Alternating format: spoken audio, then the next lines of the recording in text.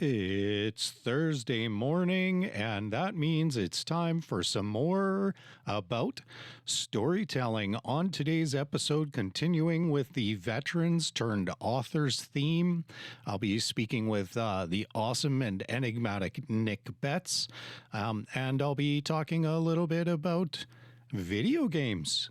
What? Let's go.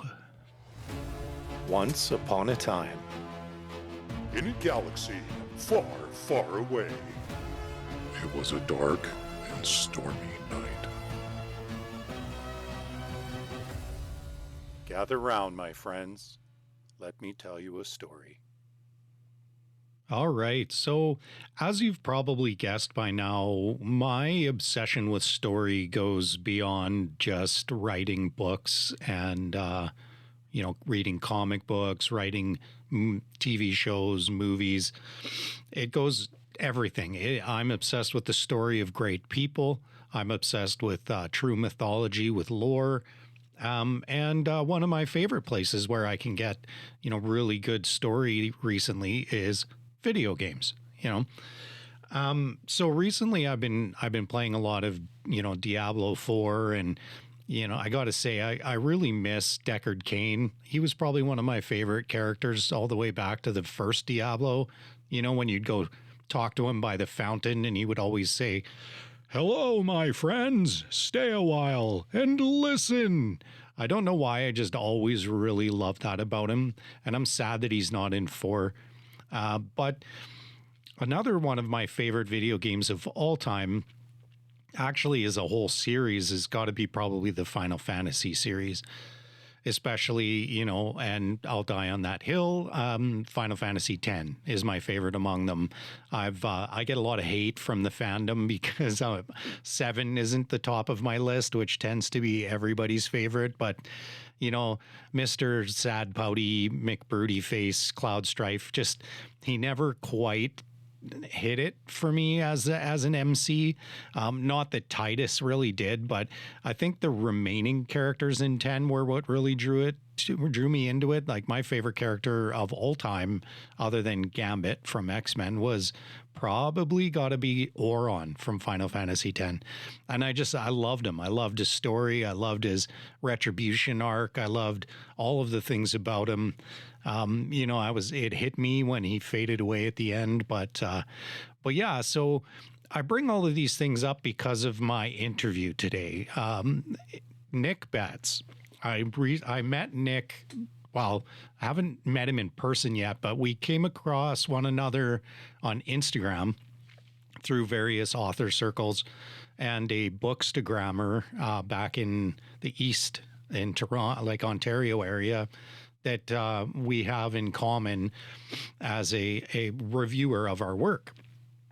And Nick writes epic high fantasy, and his Fates of Aten series, Aten? I hope I didn't say that wrong. I'm sure he'll correct me in our interview, but his series is very popular. It's been doing very well on Instagram, getting a lot of excellent feedback. I'm reading the first book, or tried to start reading the first book before my 2026 reading challenge took over. But I believe that 5 of his books are out now. And I think that's the end of the series coming up this November. So, pick it up. It's a great read, very heavily inspired by Lord of the Rings, Final Fantasy, all those kind of things that we love. And what makes it even super cool is that Nick is another veteran. And, I got to say, when I joined the military years ago, I never expected that I would be meeting so many creative people, musicians, storytellers, authors. Like, it's wild how many of us there were in the Navy. Like the ship would deploy and someone would have a guitar. Most of the time it was me, but it was always other people too. I used to spend a lot of time drawing in my sketchbook and designing wacky tattoos for people on the ship to get when we landed in different ports. But Nick is also a veteran as well. And not only is he a veteran as well, but he shares the same logistics branch heritage that I did. When I was working, in the rear with the gear, they used to say, in logistics and supply chain, Nick was in, I believe, pay and, like more administrative. But enough about me talking about him. Let's get into speaking with him. So here we go. Nick Betts. All right, Nick Betts, welcome to More About Storytelling, man. Good to have you on board. Thanks, brother. I appreciate it, man. It's good to be here. So, continuing along with our veterans-turned-authors, Nick, tell me a little bit about your story, brother. Like, how did all of this come for you? Like, what does writing mean to you? What's your drive? So, I guess to kind of go over that, like we'll have to go back to the beginning. So, right now, I'm a small town author here, just north of Edmonton, Alberta, in a small little spot called Gibbons. Originally, I'm from Nova Scotia, the town of Cole Harbour. So, most people don't know where it is. I can generalize and say Dartmouth. I could generalize even more and say Halifax. But if I go and I tell people the name Sidney Crosby, well, everybody tends to know that one. So that's basically our only claim to fame besides Nathan McKinnon and the Trailer Park Boys. And that's what Awesome. that's what where I'm from. That's what we basically got to go on. So in 2011, I wanted to move out of home. Didn't know what I wanted to do. I was currently at I was then at Dalhousie University doing a Bachelor of Arts program where I had just a bunch of courses where I really didn't want to be there. It wasn't something I wanted to do. I had thought growing up, you know what, I kind of want to be a teacher. But the more I got into schooling and stuff like that, that wasn't the environment I wanted to be in. That being said, too, I also didn't want to stagnate. So I walked into a recruiting center at CFRC Halifax in August of 2010, filled out an application, and I made the most, we'll say, naive decision I've ever made. On my application, I think I put as my 3 trade choices armored crewman, artillery, and combat engineer. Oh, well, man. Yeah. So the first 2 weren't going to be an issue, but it was the third that kind of, we'll say, starts us down this path. So I ship off in a very, very frigid January in 2011 after I enrolled. And I end up, like most of us unfortunate souls do, at the Mega in Saint Jean, Quebec. And anyway, went through basic training, had a bit of a setback with an injury, but we were good. We left there in June and went off to sunny Gagetown. I got there the night of my birthday, which was pretty cool. And from there, I would spend the next 2.5 years in Gagetown as a combat engineer with 4 ESR. A lot of what I'm going to tell you today comes from that 2.5 years, which I still view as the most difficult and the darkest part of my life. Mm-hmm. But from there, it became something much better. And in a true Phoenix from the Ashes story, my next 10 years, once I remustered and was posted away, were a true triumph over everyone and everything that tried to make me believe I was nothing. Now, I'll get into some of my military experience later, but to answer your question, how writing ties in and what it means to me, is since I left the military 2.5 years ago, I left the Reg Force in September of 2022. I did the primary reserves for a year to finish out my time for my Canadian Forces decoration. I was only about 2 months off by the time I released out of the regs, and did the next year in the reserves before I left outright June 2023. I think I was released in August, but I was NES until that time. And I started writing, and this would have been January of 2022. And that's very specific because the reason why I started writing, was a year before my cat Ace. Ace was diagnosed with chronic kidney disease, which unfortunately for cats changes the question of if they're going to pass to when. It's a Yeah. unfortunate mortal disease, and Ace was at stage 3 when we had the testing done. So I came home. I'm not a religious person by any stretch, but I asked the big guy upstairs if he could give me another year with my cat, just so I could make my peace. And I'm not afraid to say like that. At least the closest to me, it was probably going to be the biggest loss of my life. Um, my cats were my children, so I had that year. And just after Christmas, he started taking a downturn pretty quick in January. So Hmm. I, in his last months, or his last month, I should say, um, he got a little bit uneasy on his feet. He got a little bit confused. He couldn't make it downstairs to go to the litter box. So I was still working from home most days a week. We were still in COVID protocol. Um, and what ended up happening was I started on a whim. I think if I remember right, it was 10 or 11 on a Tuesday in January of 2022. And I started writing a story. I didn't plan it out, didn't do anything, just started writing. Well, I got 40 pages in by Valentine's Day, so Feb 14, 22. And that was the day that my wife and I had to say goodbye to our cat. He crossed the Rainbow Bridge at 2:40 p.m. and we came home. I remember sitting on the kitchen floor for about an hour, not knowing what to do with myself. My wife went straight into cleaning mode, Hmm. um, and basically just to get rid of all the old stuff. We had plastic on the couches because he liked to lay there, but unfortunately he got a bit incontinent sometimes. Um, so she went into full cleaning mode, and I never picked up that story again for the next year. Now, this is when I got into a podcast that I did, one that still lives in YouTube, called The Insidious Agenda, where I told stories of the paranormal, the mysterious, true crime, you name it. I got into all that. Awesome. It was super cool. I had an absolute blast. The only thing I would say is that one, I didn't see a future in it because there wasn't a whole lot of traction. I had a listenership, but it was hard to get people to kind of help foster the community I was trying to build.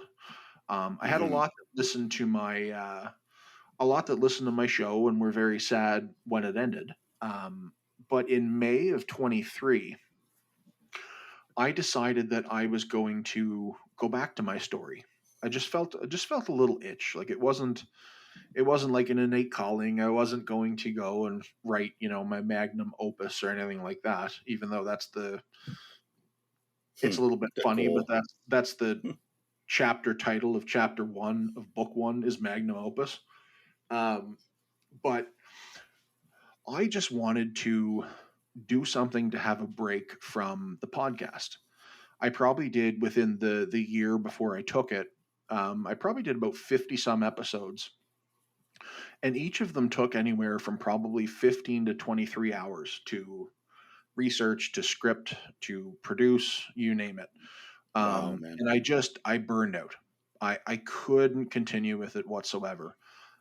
So I ended up needing a break, and in that 2 months, I started going back into the story. I had to look back at the 40 pages, figured out where I kind of wanted it to go, and I started focusing my attention on trying to learn. So, one of the initial podcasts that really helped me and really inspired me was a show called Wizards, Warriors, and Words. And that was with a collective of authors: Rob J. Hayes, Michael R. Fletcher, a bunch of those guys, Dirk Ashton, Jed Hearn. And it was really great. And it helped me to think, you know what? I can do this. I really can. I can tell this story and I can make it into something I can hold in my hands. And so that's what I did. I Hmm. worked on it over the next 5 months. I planned it. So I learned about plotting and pantsing, and I plotted out very basically. And then I learned that after that, characters tell their own story. So Yep. yeah, man. And I got into And I got into basically just writing it how I wanted to write it. I didn't worry too much about getting into the weeds or anything like that. And literally after I got home from the Remembrance Day ceremony that year, I think probably around 2 p.m., I had finished the first ever draft of what was then called Shimmer and Shadow. Um, and then that eventually became Storm and Flame. And then prior to its release, it was The Waking of Storm and Flame. And that's what it ended up being. So I worked on it. We, I shouldn't say we, I should say I. I worked on it and basically got it out, started getting it into people's hands. I followed what I could. I had a couple of friends that beta read for me. I didn't know many authors at the time, so I just had some people that liked fantasy to read it for me. Um, Lesson learned. I should have found an author friend, just to somebody who was published and to help me through it. But I didn't have that, so I made do with what I could. Um, and basically, I got into just trying to tell the best story I could. And I got it out. I almost quit writing when I got my second ever review. One I still have Mm. that printed off and in one of the drawers behind me, if we had cameras and you could see. But every time, like I feel inadequate um, as a writer, or if something's not working, or I think to myself, people are going to hate this. One, I have to correct myself, saying, "Who cares?" That's number one. I write for me. I don't write for anybody else. If you enjoy my stories, that's cool. Yeah. That's the beauty of being an indie too. Like a trad, I know publishing houses and agents have to care about what kind of story that their books tell. But an indie, listen, I write my story for me, and if you don't like it, too bad. That's Yeah, for just sure. as simple as it is, man. So this second ever review I got was basically I didn't have a problem with the plot. I just had a problem with everything, and basically continued to list it out. I don't attack reviewers. That's not what I do. I try to comment on every review that I see on Goodreads whenever it shows up. Just a, hey, thanks for reading my book and leaving a thoughtful review, or thanks for taking a chance on me. Sorry you didn't like it. It is what it Yeah. is. Yeah, I don't lose any sleep over like bad reviews or anything like that. Some of them make me giggle. That kind of like pick at certain story elements. Like one of them I ran into, and it was um, like, oh, they made the attempt on the themes of the book, but it wasn't well executed. And I thought to myself, Ken, I'm like, well, how do you know what the themes are? I've never told anybody those. Right. Like, Yeah. like to this day, and I don't plan to tell anybody the thematic element of the entire series because there's two of them, but I don't plan on telling them that until the series is ended. Yeah. So You I had want them thought to to my figure that out. yeah, so I had thought to myself when I read that one, and I was like, do I have some kind of like psychic brain leak that's happening? Like somebody knows my themes, and anyway, I was like, I looked at it, and you know what, man, I and this is the kind of like the insulation and the bit of the thick skin. Um, I had said to myself, I'm like, you know what, I don't care. Like if you didn't like it, that's on you. But I can tell Yeah. you right now that I executed it how I wanted to. I told the story how I wanted to, and the characters did exactly what they wanted to.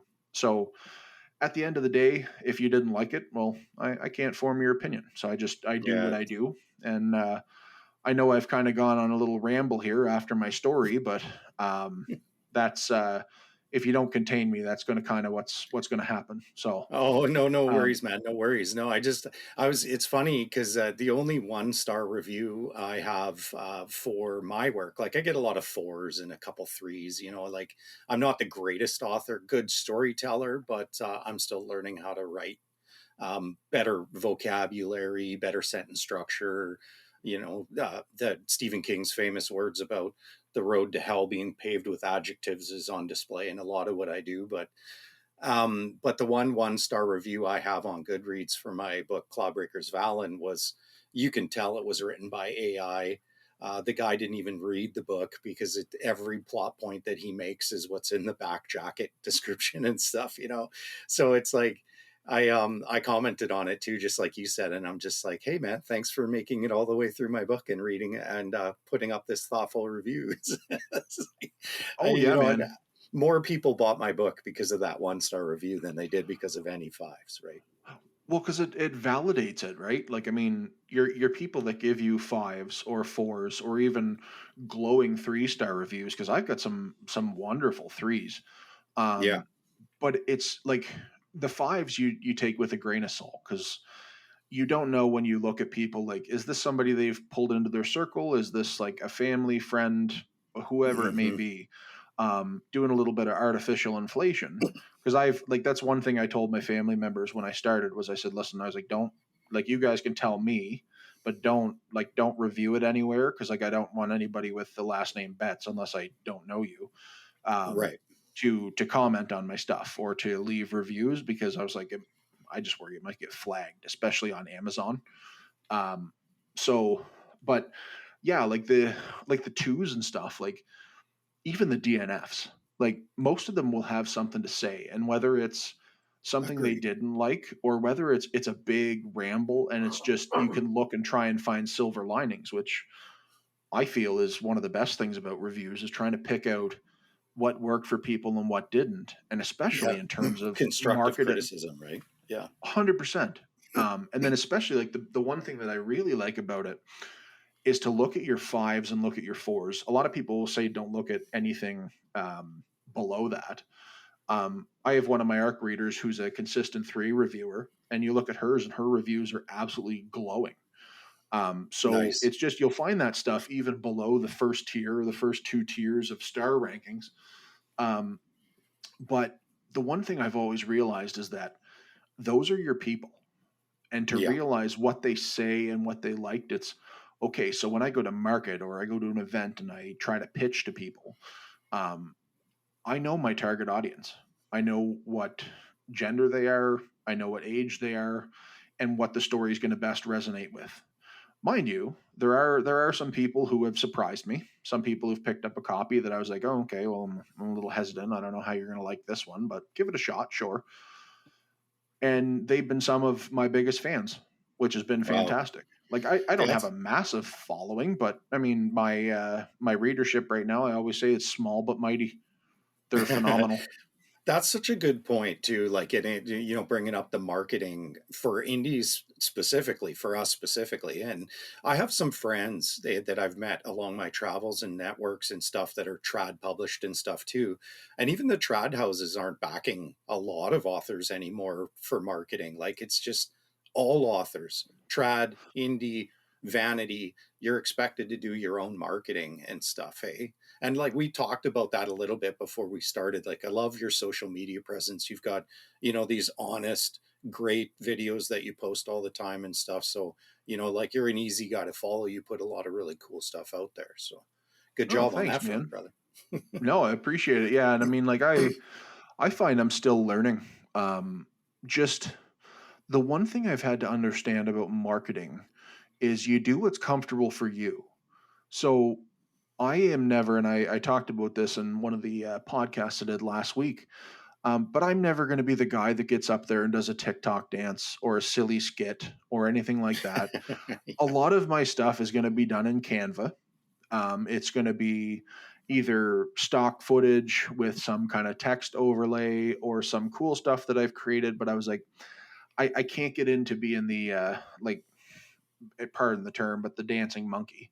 Yeah, I can't do that to sell my books. And the beauty of it though is that you have to do that stuff to sell online to a degree, have some kind of level of silliness or absurdity that kind of gets outside of who you really are as a person. But when I sell my stuff, like I don't want people to misconstrue who I am. And that's why I much prefer to sell in person rather than do sales online.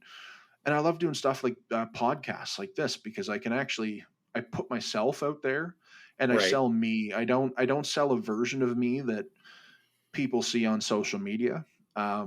Like I do my Instagram stories every morning, regardless of if I'm home and looking like a bag of hammers or if I'm in the car waiting to go into work and looking like a bag of hammers.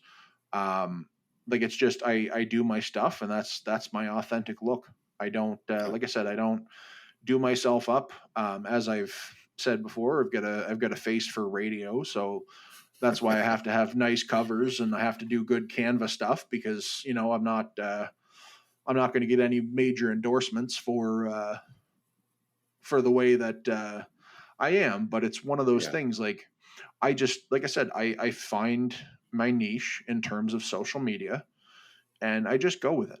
And I haven't Yeah. been afraid to push my boundaries. Like I got a microphone and I got a tripod and I did some stuff like some video things, and I try to do more stuff when I go to events and things like that just to put a little bit of variety in my page. But I don't like I said, I don't get outside of who I am as a person because I can't be anything other than who I Who you are. authentically am, Yeah. and that's who I want people to buy into, right? Yeah.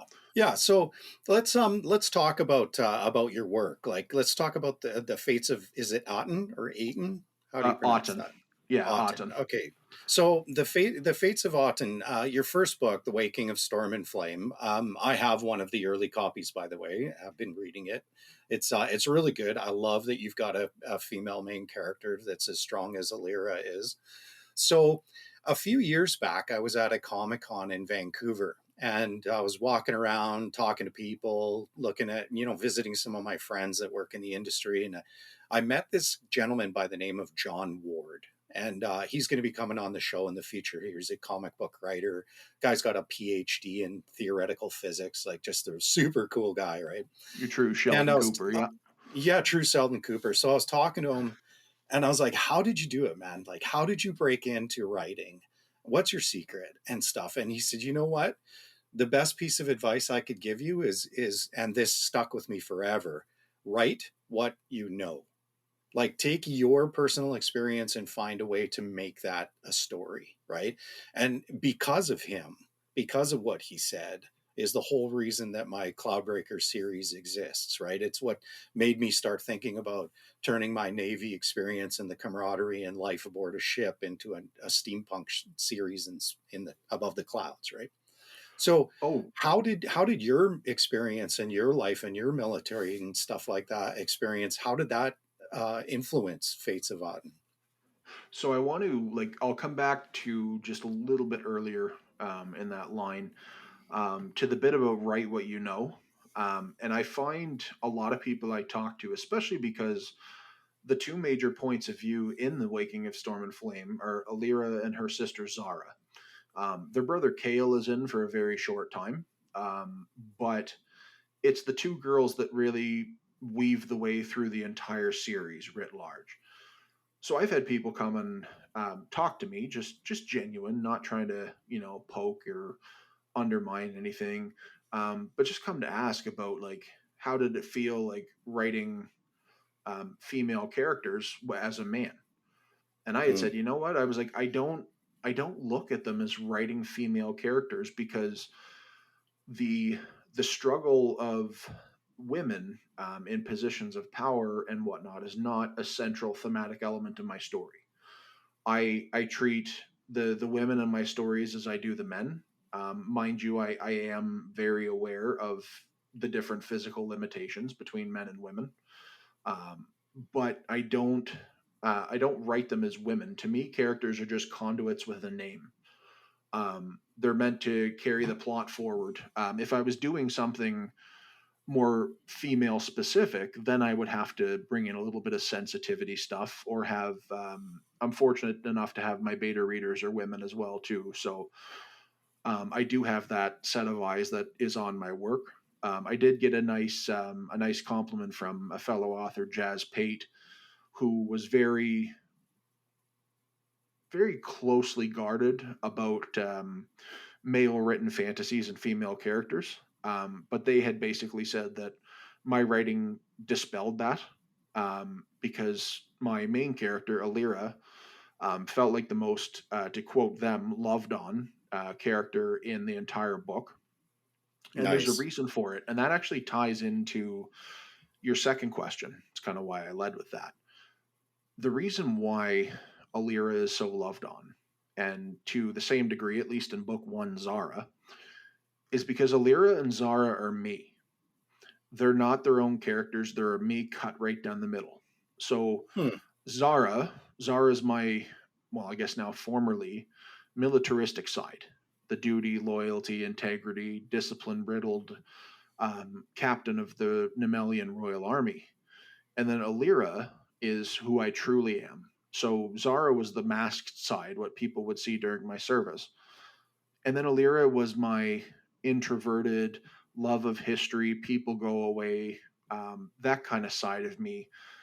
That's who I really am. Now, that's why they get that's why they get the love they do in the story, because I'm not writing characters, I'm writing myself. Oh, that's Um, awesome. and I find it's a good starting point. And um, I kind of brought this to a few fellow prospective authors, and this is the whole write what you know. So it's one of those. A lot of people have said, well, like Alira can sound it like in the beginning, because after that she changes throughout the series, but in the beginning she kind of sounds like very formal, um, very rigid, very stiff. And I'm like, yeah, but that's how I talk. I don't talk in slang. I don't mumble. Like, I speak very direct. Um, and that's what comes through in her. And even more so in Zara with the very militaristic or militant side of her. Hmm. Um, and if I the one thing I would say too, and like with fantasy, we have to suspend belief to a certain degree. Um, but the one thing I would say about writing what you know, um, take it to heart, but don't. So, Right. like with me, I know nothing, or I know or knew relatively little about medieval combat outside of what I had saw in movies. So I took the militaristic style. Um, I know I have a lot more knowledge about imperial era combat and modern stuff rather than like the old antiquated combat that, I mean, you would face on a like in the Dark Ages or medieval times. Right. Yeah. And so that's kind of what shaped my stories there, is because that's the knowledge that I have. Um, and really, the one thing, and this again is the nail home point for the question, but it's when I get into why I wrote the first book. Now, a lot of people don't know, and this is the first time I think I've said it on a podcast. I do believe, because it's usually I save it for people at my physical events. Um, but the first book is really a look at my first 2.5 years of service. That dark part of my life in the engineers, where, like Alira, she knew what she signed up for. Hmm. Might not have known what she was getting herself into, but she had a good head and a good heart when she went into it. Um, and then it's a real big look at what happens when you find yourself in a place you don't fit. Now, Nice. one of the big thematic elements in the story, and I'm not afraid to say this because it's a big part of why it is what it is. But my sub antagonist in the book, or I guess the more direct antagonist, Rygar, the general of the Nemelian army. Rygar is actually one of my old warrant officers from that 2.5 years of service.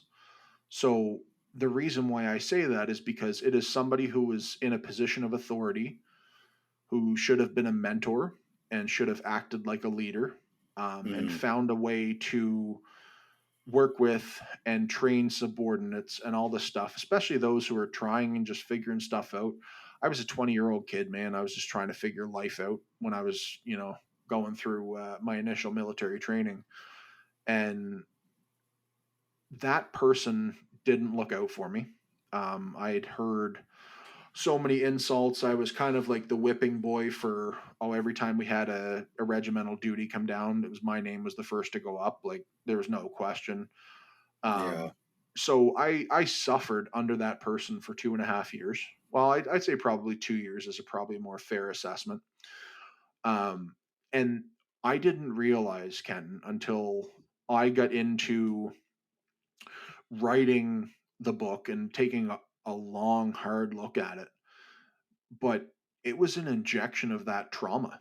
And I had wrote that character like that without um, without any kind of conscious thought. It just kind of bled from my mind. And when I look back at it, I went, "Oh my God, it's him." And I had looked at Zara's struggle, and of course, it's one of those things. Is like we deal with a lot of trauma through this creative process, and one of my big things, and I felt horrible for the character, but kind of vindicated myself. And I mean, it's a minor spoiler, but it's not going to ruin the series. But when Zara drove that sword through him in the end, that was kind of a vindicating moment for me. Once I knew what everything was, is I was kind of like not so much it's the person, but it was more about Zara overcoming her past and not letting that bad part of herself and that person define who she was. Mind you, as the series goes on, she fights with that decision that was forced upon her, though I'll let people discover why for themselves. But she wrestles with it throughout the other four books in the series, um, as I have, but I haven't really wrestled with it in terms of what could I have done different or this, that, or the other thing. I more wrestle with it in terms of this happened to me. Oh, geez, this would have been 13 years ago. That's Um, cool. yeah, roughly around 13 years ago, and I still carry that with me today. So all of that bad stuff is kind of, um, I'll just say, warped my little mind into its depressive, anxious, panic disorder riddled state. And I live with it now. And it's a sad thing to know that somebody's actions over a decade ago have still shaped the way my mind is to this day. Yeah, Um, that's something that happens to so many of us. Hey, like before we started recording, you and I were kind of talking a little bit about arts and people with creative passions needing to make sure that they stick to it, right? And I have a saying I like to say a lot to my friends and my kids and stuff is, you work to pay the bills, but you create to pay your soul. Eh?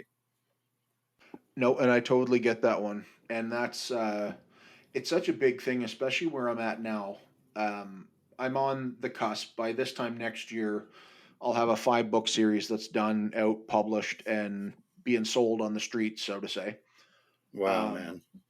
but like it took me, and like in all honesty, it took me leaving the Canadian Forces, where your loyalties and your time are both kind of forced by virtue of your volunteerism.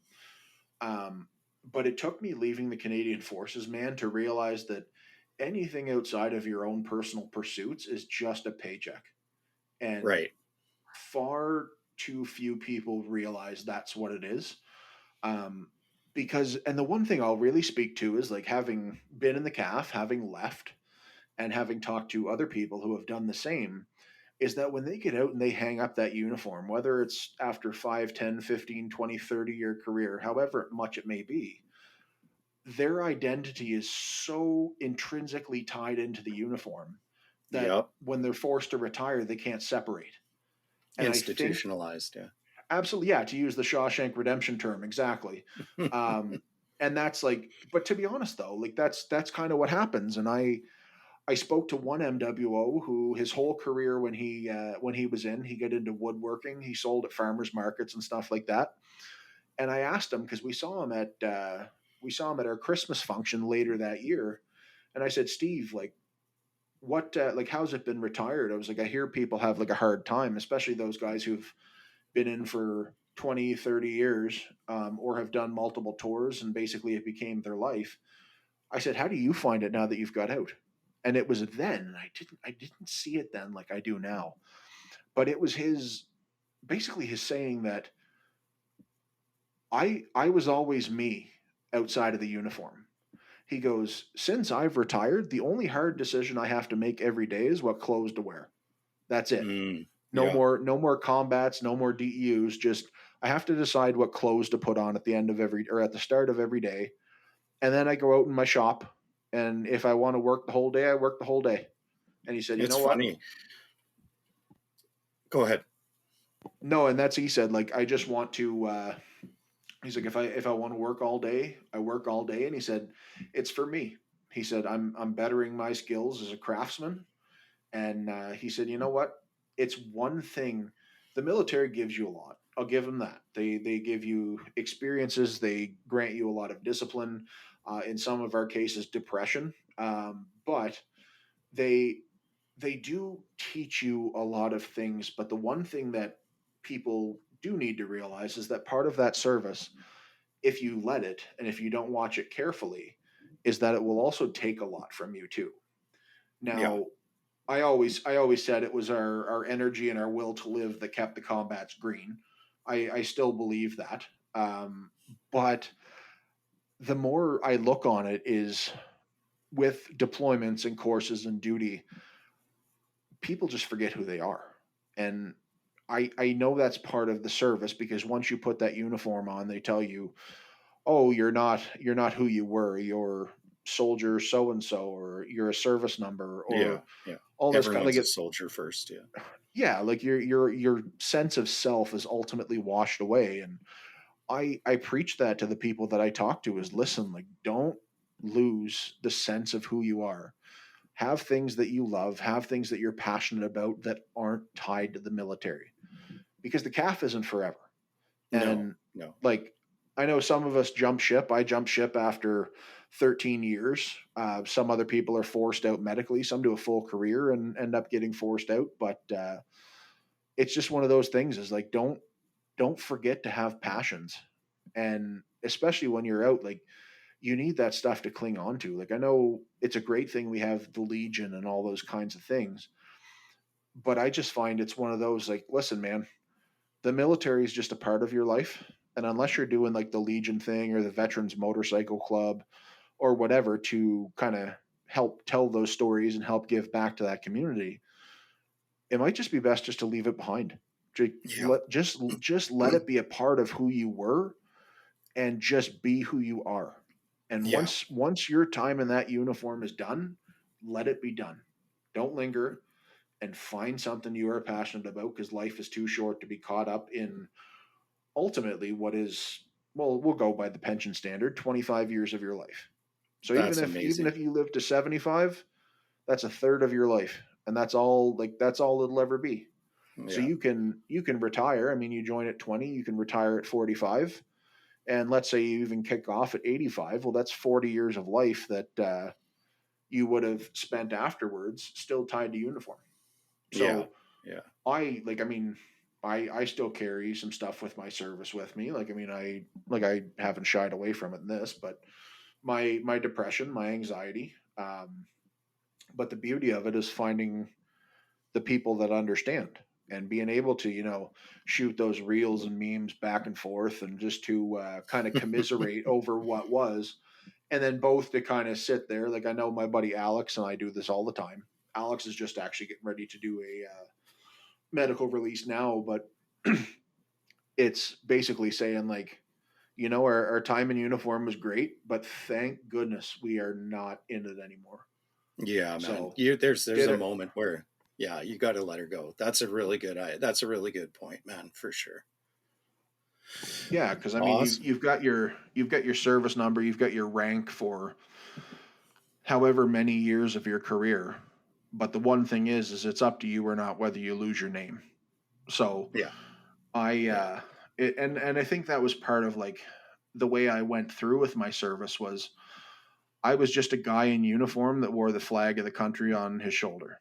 I was never private bets or corporal bets or master corporal bets. I was Nick. I was always Nick. I never wanted to be called by my rank or anything like that. I was a dude in a uniform just trying to do stuff. Yeah, just a And guy with a cool job, man. Well, that's a really, really cool place to leave it there for today there, Nick. Can you like let us know like how can listeners find you? Where can people find you to follow and support your work and all that kind of stuff? No, absolutely. So my best bet is my website. So nabetsfantasy.com. From there, you're able to find my monthly newsletter where I give all of my updates, as well as my link tree where you can find and get access to me through all of my social medias, most active on Instagram and Twitter. Uh, but if you're looking for anything, I would say definitely start at that website. If you're looking to pick up a copy of the books, physicals are on Amazon or through my Square site through the same link tree, and my ebooks are basically everywhere. And if you hear this and you want to give me a spin, and you know what, if $2 is too much to worry about, then just shoot me an email, and I'd be more than happy to send you a copy because I'm not Uh, bound to Kindle Unlimited anymore. That's awesome, man. That's awesome. So there's one thing that I like to do in my interviews with people who come on my podcast. It's like my final segment, so to speak, and I like to ask what I call one more question. And it's usually, like something left field that's fun. It's designed to be just a last little bit. So, are you ready for your one more question, Nick? Giver. So I noticed on your website that you're a fan of WWE and wrestling. If Alira was a WWE superstar, what do you think her entry music would be? Oh my goodness. Like out of those that have existed, or just something in general? Just something in general. Like if she Ooh. was say like Paige, you know what I mean? Like what do you think Alira would come out to? That's a good question. Oh my goodness. Um, like part of me has thought, I'm like, okay, because we've got book one Alira, who is very like almost like a shy, timid, caged animal, and then we get into book two onward where she's a savage. Um, but oh man, if I had to pick, I had a theme for her a while ago, and it was the song it was called "All for Love." I forget who did it. Let me see if I can find it. But yeah, All for Love. It was a theme song that was done for Final Fantasy's mobile app called War of the Visions. And Nice. I had always pictured that as kind of like her theme. So probably like a chopped up version of that, something with a little bit, not picking up right from the beginning, something maybe a little bit more towards the middle that's a bit punchier. Um, Awesome. but I would have to go for that. And I mean, because it really encapsulates who she is, and it really grabs hold of doing it because of the thing she loves. So I definitely view Alira as a baby face. Like there's no question. She's definitely not a heel for sure. Um, but it would have to be something that would be uplifting. I look at her, if I was to go by modern standard. She's some kind of superstar along the lines of your true baby face, like a John Cena or a Cody Rhodes. Um, but I would have to say probably that All for Love song. That would probably be what she would come out to. And to be honest with you, I've blared that one in the car a couple times because when that song hits, it hits. That's Um, awesome. yeah. So and then outside of that, I would love her to because I spoke a lot. I've spoke a lot about on my socials anyway about Gia Wildwood, my Italian singer friend of mine. I would love to come out or have a lyric come out to some of Gia's stuff, but it might be a little bit too slow. Though I'm sure that Gia would write something awesome if it ever came to that. But I For mean, a it would, heroine yeah, that's gonna come out and beat some wholesale ass, eh? absolutely, man. Like I wouldn't put it past her seeing it in WWE. But she would definitely come, like, I would say, maybe not, maybe to more of an introverted degree, but maybe like back when Bailey first came in and she was into her hugger stuff. Um, Alira wouldn't be a handsy person like Bailey was, but I could see her with that kind of demeanor. Um, but even more than that, like, and I can go off on a tangent here forever. Um, but I always viewed Bailey was actually one of my inspirations for Rinley, who is my favorite character in book one. I mean, it's unfortunate she comes in chapter 14, but then she's in through the rest of the series, and she is far and away my favorite character. So I would, yeah, like I said, I would have to give that All for Love song for Alira. Um, Nice. Zara would be a bit different. She'd be more of like a coming out to Demon in Your Dreams, like Rhea Ripley stuff. Yeah, something Um, real heavy. oh man, totally. But yeah, no, I would say yeah. If I had to go with anything, it'd be Hitoshi Fujima's All for Love, probably. Nice. That's awesome, Nick. Well, thanks for coming on the show, brother. It's been a great chat. I always love having, vets turning their experience into something that they can give the world. So, yeah, man. Again, thanks for coming on. Hope you had a good time. No, absolutely, man. I most certainly did. And just to anybody that's listening out there, if you don't think you can do something like this, put that aside because you absolutely can. And both Kenton and I are proof of it. So believe in yourself, tell the story you want to tell, and get it out into the world. Because unless you write it, it's always just going to be in your head. Oh, hell yeah, man. Hell yeah. Great way to end it. All right, story fans. And like I said in the interview with Nick, great way to end it. I mean, what else can you say? Unless you write it, it's only ever going to be in your head.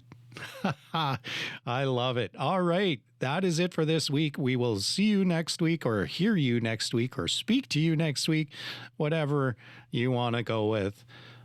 It's late. I'm tired, and I think it is time for sleep.